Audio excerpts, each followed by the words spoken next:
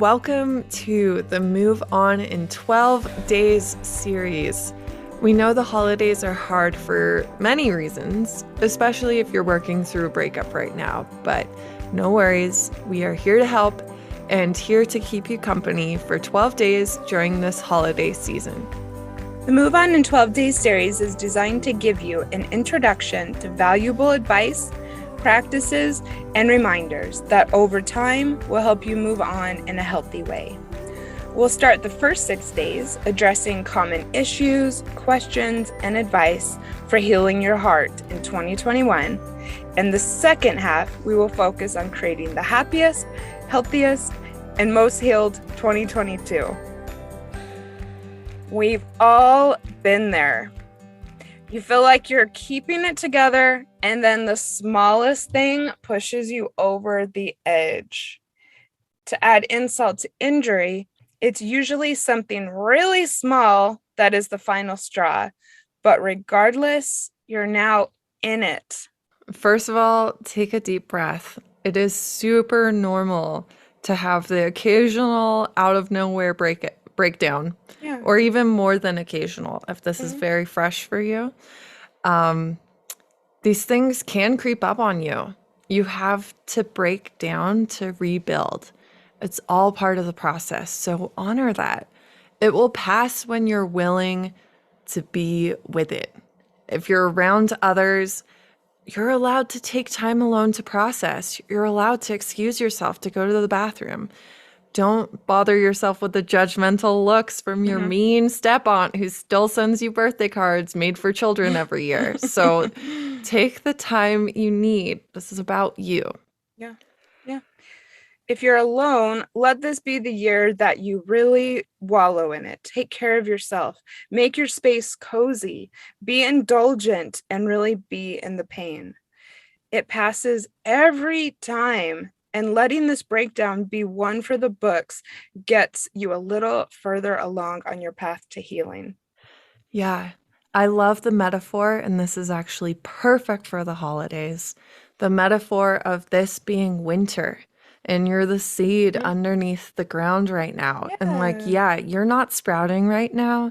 You're not doing much, but inside you're gathering the energy so that when spring comes, you can push your little shoot up through the dirt and break out into the sunlight again. So this is your time. You're cocooning. You're being a seedling.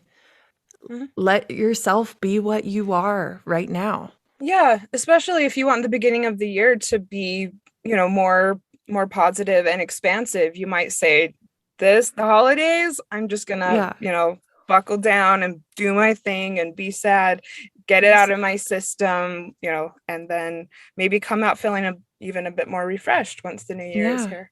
Exactly. A common question we get is, I feel like I'm doing good, and then out of nowhere, the sadness or shock just comes surging back. Am I doing it wrong? No, you're not doing it wrong. So I have a theory. I guess I call it my bucket theory. So when you have grief to process, whether it's from a breakup or from really anything else, you're when it happens, you're handed a bucket of grief. And this grief drink, you couldn't possibly just down it all at once. And your body actually needs time to process it and convert it into fuel and, get it out through your liver and kidneys and whatever. So you can't just chug this whole bucket. It's way too much. So you just, when it first happens, it kind of you get handed this bucket and it kind of sloshes on you, and it's feels like a lot in that moment.